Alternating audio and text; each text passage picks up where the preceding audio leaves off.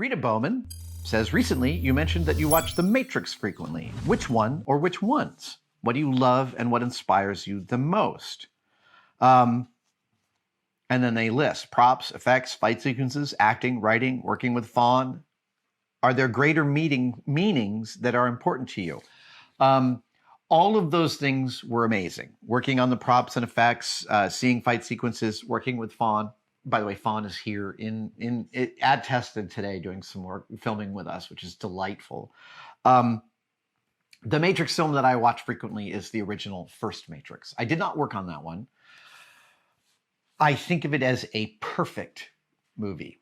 And I've often talked about this, right? There are movies that, so I don't think there's such a thing as a top 5 movies because there are so many different categories of top 5 movies. And to state it again, there are movies that I could watch anytime all the way through, like The Departed or Raiders.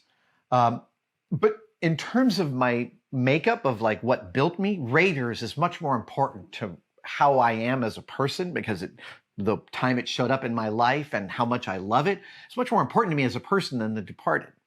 So clearly those are different sorts of categories. And then there's films that are amazing and were really important, but you can't watch anymore, like Brazil. I watched Brazil like more than 100 times in my youth because I was projecting it in New York when it was in the theaters.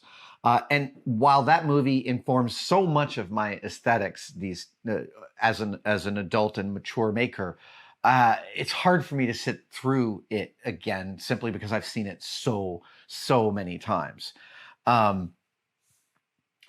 the first Matrix film, every single time I watch it, which is like twice a year, I'm astounded by, there's just nothing out of place. Nothing. The fight sequences, and these were choreographed by Yuen Wu-ping, who famously did Fist of Legend and a million other really important kung fu films. One of the great things that he brings to fight choreography, in my opinion, is that you always know what's going on. You always are anchored in space. And this is in contrast to a style of filmmaking which has been frequently called Bayhem, after Michael Bay, where a fight scene involves all these cuts that are so fast you have no idea what you're looking at, but you can tell punches are landing and people are grunting and things are happening. But it's not like you feel like you're in a physical space. In opposition to that, directors like the Wachowskis and Steven Spielberg never abandon you in the physical space they've created in a film. You always understand where you are in space, and it puts you into the drama and it puts you into the narrative in an abiding way. And the fight scenes in The Matrix are as good, seriously, as any fight scenes that anybody has ever filmed for a movie. I also love the props and the art direction. And Owen Patterson, the production designer of those films, is one of my heroes. One of their main design inspirations, Jeff Darrow, is the Citizen Kane of line art, man. I mean, he's just, nobody puts more detail. Nobody takes more time for tiny little background things that have tiny little jokes that you almost need a magnifying glass to see. And amazingly, like, I was a fan of Jeff Darrow's back in the early 90s when he was writing Hard Boiled and working with Frank Miller. To grow up on his illustration and then see how much the Wachowskis were able to infuse their sets with that aesthetic, how Owen Patterson took that and created such a cohesive world. I find it so inspiring. Shall I take? Yes. All right. It's time to look for some of the live questions that are coming in. And here we go. Jens Both, there's 2 A's with umlauts over them, says, would you ever do the talking room interviews again? This is a series of interviews I did on Tested. Back in the early days of Tested, I have this very lovely library in the house I live in here in the Mission, and I brought many people into that library, like John Landis and Jason Reitman, Tom Sachs, and Andy Weir, and had some delightful and lovely conversations. Jens Both says, are you ever to do those interviews again? And if so, can I suggest Stephen Fry as the guest? I love the idea of having a talking room with Stephen Fry. that is really worth doing.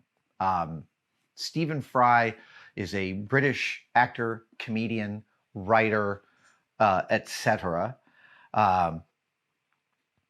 He is brilliant comedian, but also a really lovely and kind thinker.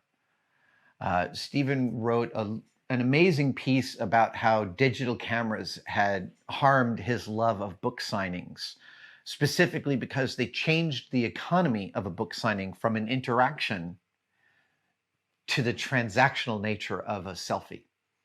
Not to decry or denigrate the transactional nature of a selfie. I understand that. I have engaged in that myself. But Stephen Fry was talking about how much he loved book signings for the interaction he would have with fans while writing a dedication in the book, and how much digital cameras kind of harmed that. And he's written a lot on the nature of fame and the interactions one has with fans and the ways in which those go well or not. He's also talked openly about his stage fright. Famously, he did, I think, a full hour sit-down interview with Craig Ferguson on the Late Late Show in which they removed the audience, which I thought was a beautiful kindness for Craig Ferguson to do. And the conversation they had was electrifying. So I love the idea of chatting with Stephen Fry. He's a monster of an intellect to me. And also QI, a show he was on the BBC for many years, absolutely a show that I would love to host an American version of. Yeah, I'm saying that right to the camera. And if I ever did, I would beg him for advice about how they did theirs. Yeah, I love that idea. Let's totally see if we can get Stephen Fry for the talking room. Thank you so much for watching. If you'd like to support us even further, you can by becoming a tested member. Details are, of course, below, but it includes all sorts of perks, and we're building them all the time. You get advanced word and behind-the-scenes photos of some of our projects. Questions, you get to ask direct questions during my live streams, and we have some members-only videos, including the Adam real-time series of unbroken, unedited shots of me working here in the shop. They are weirdly meditative. Thank you guys so much. I'll see you on the next one.